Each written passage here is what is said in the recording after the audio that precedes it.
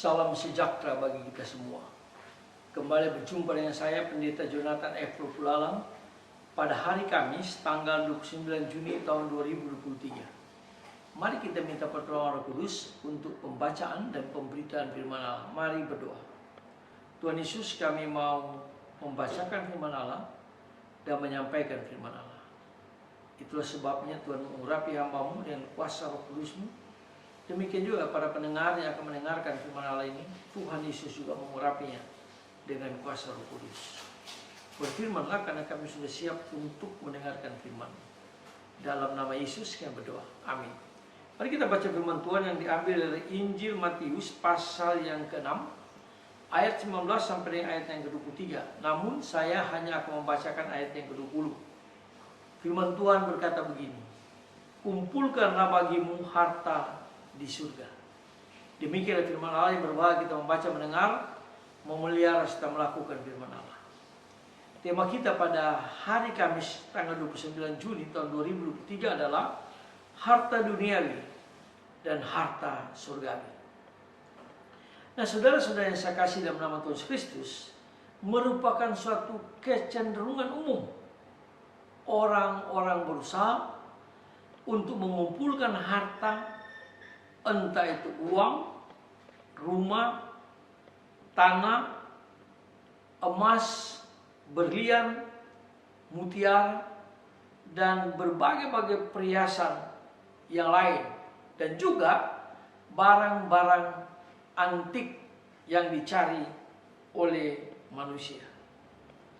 Nah, saudara-saudara yang saya kasih dalam Tuhan Kristus, kecenderungan ini dalam diri tiap orang berbeda-beda. Jadi kecenderungan untuk mengumpulkan harta dengan berbagai-bagai cara, itu semuanya berbeda-beda. Semua itu dicari oleh setiap orang dengan motivasi beragam. Untuk apa? Demi jaminan dan kelangsungan hidup saat ini dan di masa mendatang. Nah, saudara-saudara yang saya kasih dalam Tuhan Kristus, demi meningkatkan harkat diri atau harga diri, demi mendapatkan status sosial, dan seterusnya. Namun, dalam teks yang kita baca, Tuhan Yesus mengingatkan murid-muridnya untuk tidak larut mengumpulkan semua harta di dunia ini.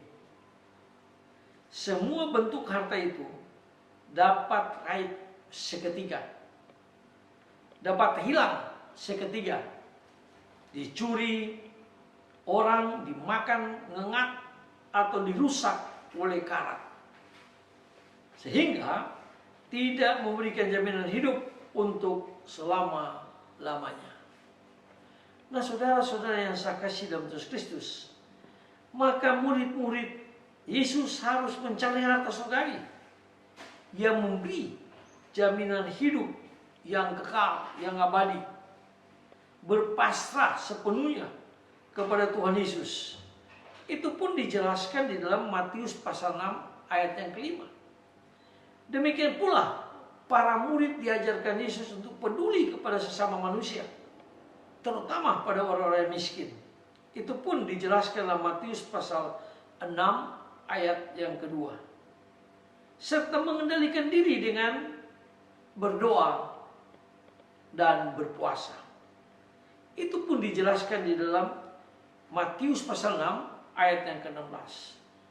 Nah, saudara-saudara yang saya kasih dalam nama Tuhan Kristus, memutar haluan hidup mengikut nasihat Yesus ini menuntut pengendalian keinginan mata, keinginan pikiran dan hati, dan pengakuan akan harta sebagai anugerah, sehingga kita dapat mengamalkan semua harta benda kita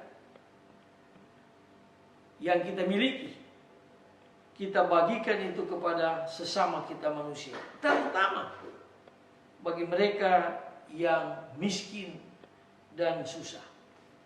Lalu marilah kita terus-menerus dalam hidup kita dan pikiran kita mencari harta surgawi. Karena harta dunia yang sementara, tapi harta surgawi itu kekal selama-lamanya. Mari kita melayani Tuhan dengan sebaik-baik mungkin. Karena dalam 1 Korintus pasal 15-58 mengatakan bahwa jerih payah kita tidak sia-sia pada waktu kita melayani Tuhan dengan tulus, dengan motivasi yang benar, dan dengan motivasi yang suci. Mari kita mengumpulkan harta di surga. Bukan berarti kita tidak perlu memiliki harta di dunia, tapi yang paling penting kita mencari harta di surga. Mari kita tunduk kepala, kita berdoa. Tuhan Yesus, tolong kami Tuhan supaya kami selalu memikirkan harta di surga. Sekalipun kami juga membutuhkan harta di dunia ini, tetapi Yesus mengajar kami supaya kami mengumpulkan harta di surga, melayani dengan tulus, suci, dan punya motivasi yang benar. Terima kasih Tuhan Yesus, ampuni dosa kami Tuhan kalau kami lebih mementingkan harta dunia daripada harta surgawi. Dalam nama Yesus kami berdoa. Amin. Terpujilah Kristus, sampai berjumpa di kesempatan yang lain.